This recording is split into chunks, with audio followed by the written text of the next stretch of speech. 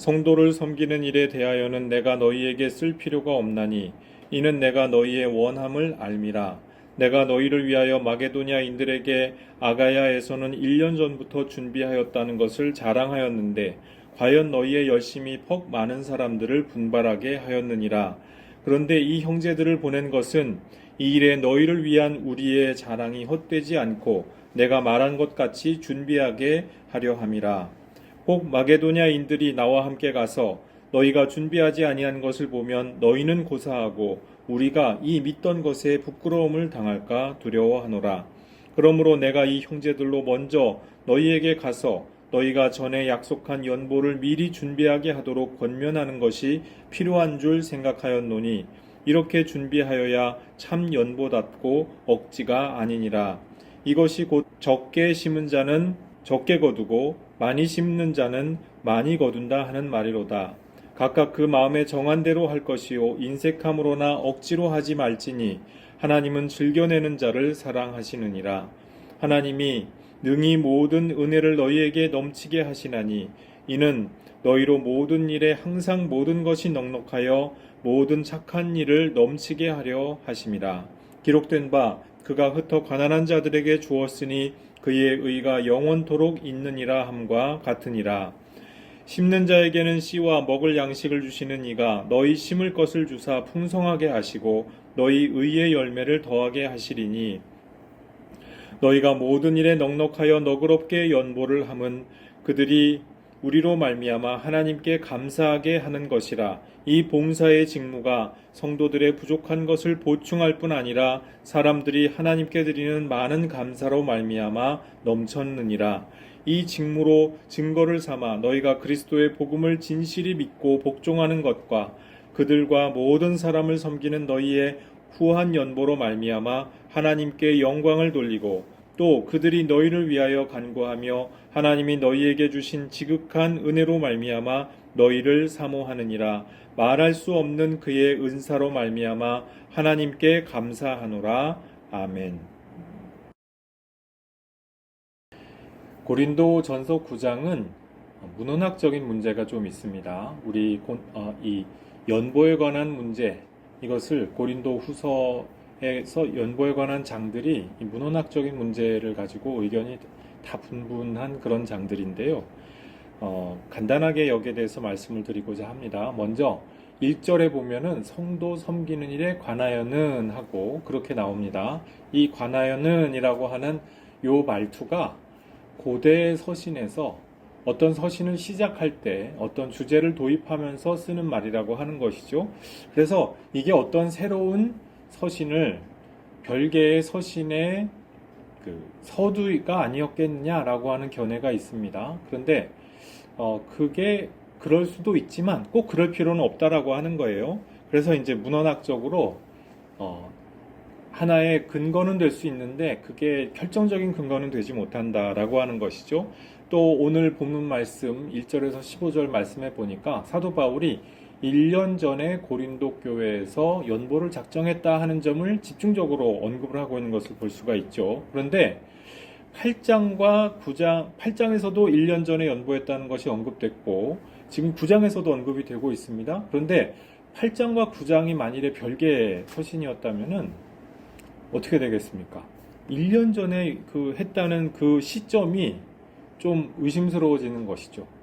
그 시점이 벌써 옛날에는 서신 왕래하는데 시간이 꽤 걸렸잖아요. 그러니까 이것이 연속적으로 읽지 않고 별개의 서신인 것처럼 읽을 때 좀 부자연스럽고 시간적으로 좀 좋아하기가 난점이 있지 않느냐, 우리가 이것을 생각해 볼 수가 있습니다. 그래서 8장과 9장을 별개의 서신으로 보지 않고 그냥 통일된 하나의 서신으로 읽는 것이 훨씬 자연스럽다라고 하는 것입니다. 또 이 서구 성서학, 지금 종교개혁 이후로 현재에 이르기까지 서구 성서학이 정말 눈부신 발전을 이룩했죠. 그리고 그 학문적인 성과 또 신학적인 연구 성과에 대해서 우리가 함부로 배관시하거나 무시할 것은 아닙니다. 그런데 다만 서구 성서학에서 이야기하는 것이 반드시 모두 정답은 아니라고 하는 거예요. 예. 20세기 때의 정답으로 통용됐던 것도 21세기에 와서 보니까 이건 좀 정답은 아닌 것 같다라고 하는 쪽으로 생각이 기울고 있는 일들이 많이 있다는 거예요. 예를 들어서 구약 성경 모세오경의 경우에 JEDP 네 가지 자료가 편집된 것 같다라고 하는 것이 20세기의 통설이었어요. 그렇게 얘기하지 않으면은 그냥 저 사람은 근본주의야 이런 식으로 그냥 딱 매도하는 분위기가 있었습니다. 그런데 좀 더 JDP 문서 가설을 좀 더 파고 들어가 보니까 뭔가 편집이 된 거는 맞는데 이것이 JDP라고 그렇게 단순화해서 얘기할 수 있는 것은 어쩌면 아닌 것 같다. 이런 식으로 지금 논의가 진행되고 있다는 것입니다. 어떻게 결판이 날지는 아직도 모르죠. 근데 이제 모세오경 우리가 말씀을 나눌 때 나중에 기회가 이제 올 때 그때 이제 말씀을 좀 더 자세히 우리가 나눠야 되겠습니다만 이 서구 성서학에서 가지고 있는 이제 사고방식 가운데 하나가 반복되는 내용은 무조건 편집된 것이거나 별개의 것이라고 하는 사고방식이에요. 근데 여러분 그게 맞습니까? 그럴 것 같습니까? 어떤 내용을 우리가 이야기할 때 강조를 위해서 반복을 할 수도 있는 것이고 또 이야기하는 문체상 반복을 하기를 즐겨하는 문체가 얼마든지 있을 수가 있지 않겠어요? 그런데 서구 성서학은 이 모든 걸 전부 그냥 별개의 책, 별개의 자료, 별개의 전승 이렇게 딱 해버리기 때문에 논의가 불필요하게 복잡해지는 경향이 있다는 것이죠. 지금 여기도 마찬가지입니다. 8장과 9장이 꼭 반복이 되었다고 해서 그것을 꼭 별개의 서신으로 보아야 할까? 저는 좀 여기에 대해서 동의하기 어렵다라고 하는 그 말씀을 드립니다. 제가 처음에 우리 첫 시간에 개론적인 말씀 나누었을 때 드렸던 말씀 그대로 그냥 통일적으로 쭉 읽는 편이 좀 더 낫겠다라고 하는 것이죠. 물론 이렇게 고린도 후서 1장에서 끝장까지 통일적으로 읽을 때에도 문제점은 존재합니다. 이게 연대기를 어떻게 도대체 재구성할 것이냐는 문제가 좀 난점이 있기는 한데 그래도 우리가 이 책을 읽을 때 고린도 후서를 조각조각 내가지고 있는 것보다 훨씬 낫다는 거예요. 그래서 너무 거기에 대해서 우리가 재구성할 수 없는 부분까지 이렇게 우리의 주의를 빼앗기지 않았으면 좋겠다라고 그렇게 말씀을 드립니다. 자, 그러면 성도 섬기는 일에 대한 권면에 대해서 말씀을 했는데요.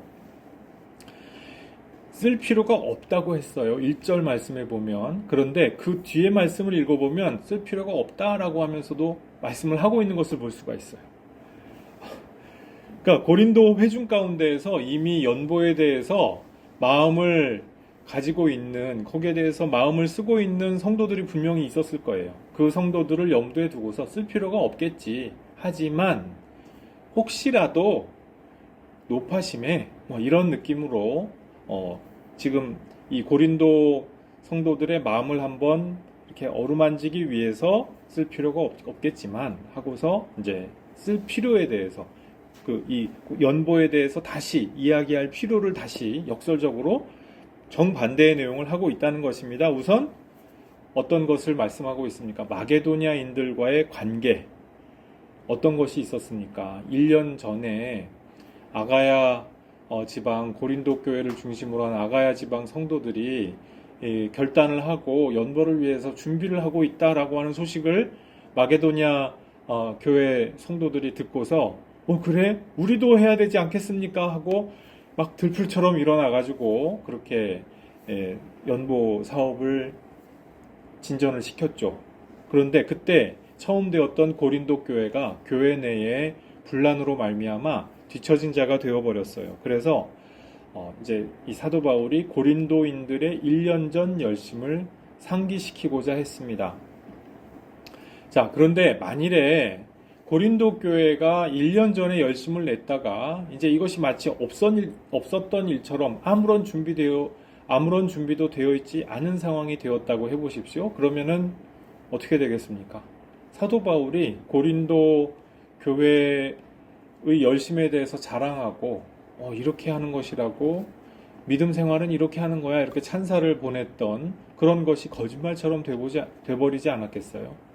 고린도 교회를 핑계 삼아가지고 그냥 아닌 말로 돈만 거둔 것처럼 그런 꼴이 되어버리지 않겠어요. 그래서 사도 바울이 그것을 염려하는 것입니다. 마게도냐 교회가 열심을 냈는데 이 열심마저 정말 어처구니 없는 것으로 만들어버리는 그런 상황이 되지 않도록 고린도 교회에서 조금 다시 예전의 열심을 다시 회복했으면 좋겠다라고 하는 것이죠. 구체적으로 5절, 6절에 보니까 이거를 미리 준비해두면 좋겠다라는 거예요. 미리 준비를 어떻게 하면 좋겠냐, 이미 앞서서 언급하지 않았습니까? 주일마다 미리 작정한 금액을 가지고 와서 교회에서 함께 이렇게 헌금을 모으는 시간 가졌으면 좋겠다라고 하는 것이죠. 이렇게 미리 준비해 놓고 사절단이 가면은 사절단에게 그 진행 상황을 보고하고 함께 공유하고 이런 식으로 준비를 해두면 좋겠다. 이렇게 지금 그 사절단과 함께 또 준비해 나가고 이렇게 일을 질서 있게 해나가면 좋겠다. 이것을 사도 바울이 지금 말씀한다고 하는 것입니다. 이 모든 우리 그냥 돈의 관점에서 우리 헌금이라고 하면은 그냥 헌금은 돈이야 라고만 우리가 생각하기가 쉽습니다. 그 세상 사람들이 교회를 볼 때 그렇죠. 세상 사람들이 아무개 대형교회에서는 어떤 대형교회에서는 일주일에 그 수입이 얼마래 그러면서 수억 원에 뭐가 거쳤대 그러면서 이제 그 온갖 상상들을 하지요. 그런데 그 진짜 내용은 사실 그런 것이 아님에도 거기에 대해서 여러 가지 상상들을 한다고 하는 것입니다. 그런데 지금 사도 바울이 이 헌금에 대하여서 뭐라고 말씀을 하는 거 아니? 미리 준비된 봉사의 직무라고 그렇게 표현을 합니다. 심지어는 직무라고 했어요. 직무.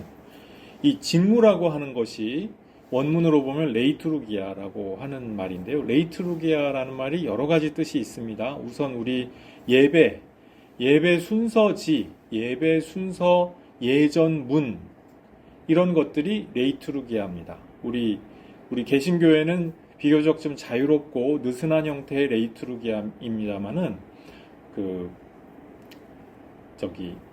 천주교회나 혹은 동방교회 같은 경우에는 레이투루기아가 굉장히 자세합니다. 특별히 그 동방교회 막 2시간, 3시간씩 그 예배를 드리거든요.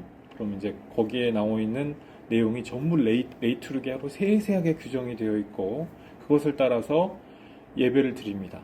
그럼 지루하지 않을까요? 아닙니다. 그분들은 그 예배를 드리면서 눈물을 흘리면서 감동하면서 예배를 드립니다. 차이가 있는 것이죠. 어쨌든 이 레이투루기아라고 하는 말 자체가 벌써 예배라고 하는 뜻이 강하게 있는 거예요. 지금 사도 바울이 이 봉사에 레이투루기아가 있다라고 할 때 그것이 무엇이냐?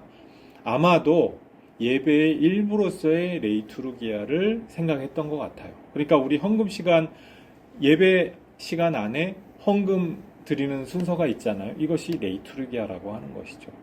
그러니까 그 헌금은 누구한테 내는 겁니까? 목사 일개 개인의 호주머니로 들어가는 돈입니까? 아니라는 거예요. 이런 이야기 있죠. 주일학교 때 친구 따라서 교회를 왔는데 돈을 넣도록 하는 매미채가 돌고 있더라. 그래서 거기에 충격을 받아서 자기는 그 뒤에 교회를 안 나갔다. 그러니까 그분은 누군지는 모르겠으나 이 헌금의 본질에 대하여서 굉장히 착각하고 오해하는 것이죠.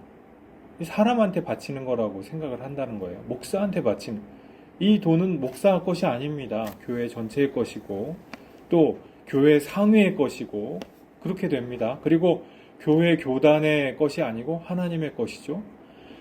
그런데 이 모든 것들이 예배의 일부로서 그렇기 때문에 헌금도 드려지고 혹은 연보도 이루어진다라고 하는 것입니다. 또 레이투루기아라고 하는 말의 뜻에는 사업이나 계획이라는 뜻도 있습니다. 그러니까 이 모든 것을 합친 의미에서 직무라는 거예요. 우리가 예배를 드릴 때 헌금을 드리는 것, 우리의 직무를 행사하는 과정이다라고 우리가 이해할 수가 있겠습니다. 내가 이만한 돈이 있는데 돈 쓰기가 너무 아까워. 우리 이럴 때 있지 않습니까? 우리 세상에서 여러 가지 오마카세 이런 걸로 돈은 펑펑 쓰면서 헌금하기는 아까워요. 왜 그렇습니까? 이거는 내가 교회한테 뜯기는 느낌이야. 이런 느낌이 있지 않습니까? 그런데 사도 바울에 따르면 봉사의 직무라는 거예요. 봉사의 직무. 내 직무를 수행하는 자리라는 거예요. 이 마인드가 완전히 다르죠? 사도 바울은 지금 예루살렘 교회를 위하여서 헌금을 모아가지고 가는 입장입니다. 이것을 세계 교회에 보고하는 입장인데 이건 내 돈이야. 천만의 말씀이라는 얘기예요. 그 모든 연보를 모아서 그것을 가지고 하나님의 은혜를 그들에게 나누어주는 그 봉사자의 직무라고 하는, 직무를 수행한다라고 하는 그 의식이 강하게 있었어요. 그것을 가지고 예루살렘 교회를 향해 가는 바울만 그러면 이 직무가 있습니까? 아니라는 거예요. 우리가 예배자로서 예배 때 헌금하는 그 헌금 행위를 통하여서 우리는 직무를 수행한다. 그것입니다. 우리가 헌금을 할 때 교회에서 1년 예산 나가지요. 또 구제하고 봉사하지요. 이 모든 일들 가운데에서 우리는 봉사하는 직무를 수행한다고 하는 것입니다. 자, 근데 이 봉사하는 직무를 할 때 에이 나는 귀찮아, 아까워 그런 생각이 들거든 안 하셔도 된다는 거예요. 사도 바울의 말씀에 따르면 내 마음에 감동이 오는 대로 내 직무가 귀한 것이야. 이것을 통하여서 하나님께서 은혜를 주실 거야. 하나님의 은혜가 세상에 퍼져나가게 될 거야. 그와 같은 믿음을 가지고 미리 헌금을 준비해서 그것으로서 성도를 섬길 때 그 직무를, 그렇게 행사한 직무를 하나님이 기뻐하신다는 거예요. 구체적으로 어떻게 이 봉사의 직무를 통해서 유익이 나타나느냐? 10절 전반절을 보니까요. 심을 것을 풍성하게 주신다 했어요. 하나님께서 헌금하면은 내가 돈을 쓰고 나면은 그 돈이 그냥 없어지는 것이 아니라 내가 10만 원을 했으면은 그 10만 원을 더 채워주시고 100만 원을 했으면 또 100만 원을 더 채워주시고 마치 마르지 않는 화수분처럼 그렇게 풍성하게 주시는 역사가 나타난다고 하는 것입니다. 우리가 이 세상에서 사람들에게 투자를 합니다. 언제 그 돈이 돌아올지 알지 못함에도 사람들의 마음을 얻고 또 그 사람들과 어떤 좋은 거래를 하기 위하여서 그냥 투자를 하죠. 근데 우리는 하나님께 심는 거예요. 헌금을 통하여서 그 돈이 언제 돌아옵니까? 모르죠. 그거는 여러분도 모르고 목사도 몰라요. 근데 하나님께 하나님 나라를 위하여서 심는 것입니다. 그러면은 하나님께서 심을 것을 반드시 풍성하게 주시리라. 사도 바울이 지금 그것을, 그 믿음을 가지고 고린도 교회 성도들에게 선포하고 있어요. 반드시 심을 것을 풍성하게 주시리라. 또 10절 하반절 말씀에 보니까 이로 말미암아 의의 열매를 더하게 하신다 했습니다. 우리가 돈 이야기를 하면은 뭔가 천박하고 천하다고 생각을 하는데 아니죠. 솔직히 돈은 사람을 죽이고 살립니다. 정말 단돈 몇만 원, 몇천 원이 없어서 사람이 죽어갈 때가 있어요. 그런데 그것으로 말미암아 사람을 살리고 사람을 다시 기운을 차려서 일어나게 할 수 있다면 그것은 의의 열매 아니겠어요? 지금 고린도 교회로 하여금 예루살렘 교회를 돕게 하는 그 도움의 손길은 바로 그런 것이었다고 하는 것이죠. 우리도 마찬가지입니다. 우리의 헌금, 우리의 작은 돈을 가지고 사람들을 살릴 수가 있다면 그것은 아깝지 않다는 것이에요. 군선교를 할 때 이제 그 간부 가족들이나 혹은 군선교 이 세상 교회에서 군 바깥의 교회에서 이제 군선교를 할 때 초코파이를 주는 것이 아깝다. 이제 이런 목소리가 간혹 들려온다고 합니다. 그 어떻겠습니까? 그 초코파이 때문에 장병들이 오는 거예요. 피자 때문에 오는 거예요. 이렇게 복음에 관하여서 문헌학적인 문제가 어떻고 이 얘기 들으려고 오겠습니까? 그 재미없는 얘기를 처음부터 들으려고 하겠어요. 로고스가 어떻고 그리고 에이 몰라 로고스 그러면서 에이 초코파이 때문에 오는 거예요. 근데 어느 날 초코파이가 삼삼하게 눈에 보이다가 세례도 받고 교회 생활 하다 보니까 뭔가 말씀도 재미도 이게 재미있을 때가 있네 그러면서 듣고 그러다가 예수님 믿는 사람이 되는 겁니다. 그렇지 않겠어요? 그 초코파이 하나가 의의 열매로 돌아오게 된다니까요. 그러니까 우리가 헌금하고 미리 준비해서 이렇게 헌금으로써 섬기고 봉사하는 이 직무가 초코파이 하나 가격, 작은 가격일 것 같은데 결국에는 의의 열매로 돌아오게 되는 역사가 나타나게 되리라. 사도 바울이 지금 이것을 말씀한다고 하는 것입니다. 자, 심을 것을 넉넉하게 줄 뿐만이 아니라 의의 열매가 많이 맺히게 하시고요. 또 11절 말씀해 보니까 모든 일에 넉넉하여서 너그럽게 연보할 수 있게 해주신다. 또 이렇게 약속을 합니다. 에이, 그런 게 어디 있어요? 그런 게 있습니다. 정말로 있어요. 하나님이 베푸는 자에게 반드시 채워주십니다. 베푸는 자를 외면하지 않으셔요.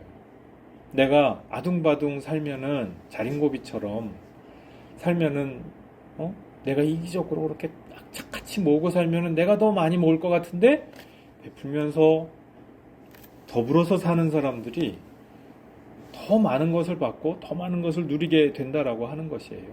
우리가 베풀면서 살면은 쪼들릴 것 같은데 그렇지 않더라는 거예요.